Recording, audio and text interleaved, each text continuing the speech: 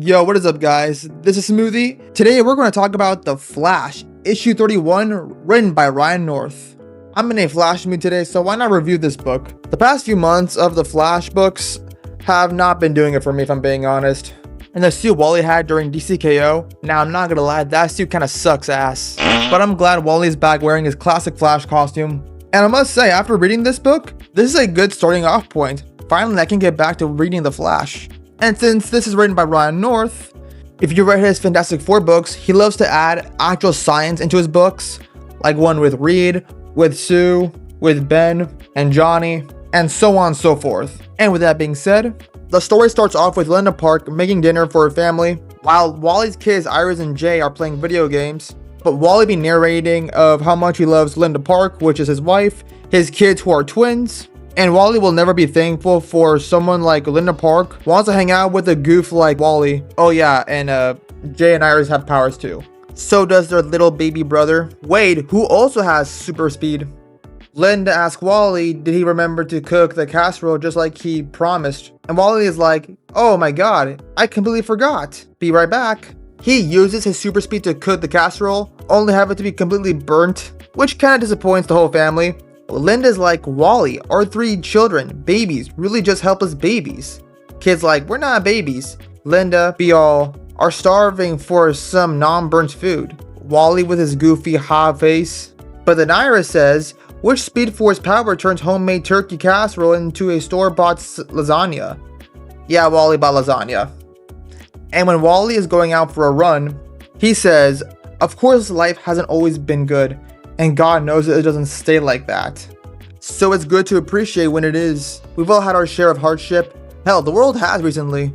But things do get better. That's what the universe does. Honestly, I don't think you can be a hero without thinking the world's going to improve. Even Wally thinks Batman's gotta think things will get better someday. As Wally is running on the freeway, he knows that the quote, things will get better isn't like science. Barry is the science Flash. Wally is just a normal guy Flash. He doesn't have to believe anything depressing because all he needs to believe in is hope. And when you can move as fast as Wally, you can spread that hope around. But then he notices a tornado right in front of him, so he quickly suits up and runs towards the tornado. Let me tell you, you can tell this is Ryan North writing this. Wally says that it is physically impossible for someone to move as fast as him because this produces a bunch of particles and gamma rays, nothing good for yours truly or anything else on the same continent, I know that much. This matter and energy turns the air into plasma while at the same time disintegrating both him and everything else around him. But since he's got the Speed Force, he doesn't need to worry about that. And in this page is revealed on what's causing this tornado. Turns out it was Tar Pit holding the Weather Wizard's wand, and he doesn't know how to control it. He asks the Flash for help. Wally asks him, where did he even get this wand? Tar Pit says, at a rogue's yard sale. Wally is like, there shouldn't even be a yard sale for super... Never mind. And then they broke the wand in half for hope for the tornado to stop. But turns out that didn't work. Tar Pit told Wally that he's gonna run fast in the opposite direction of its rotation, thereby interrupting its correlate's force and expanding it, which of course Wally knew that. So he did exactly that, and Wally took back all the bad things he said about science. Let me tell you, this is clearly a callback to his Fantastic Four run where he had Johnny Storm being in that similar situation with a large tornado. But going back to Wally West, he said, listen man, this seems like an accident, and nobody got hurt. So I don't want to get you in trouble.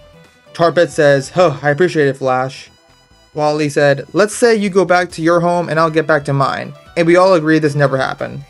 And then all of a sudden, Wally starts having visions. And the first vision he sees is a woman jumping off or tripping off a building.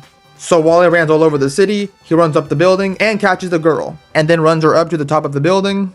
This girl asks Flash for a selfie. Wally said, well, sure, why not?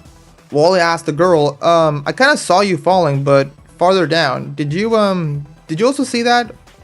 I sound crazy, don't I?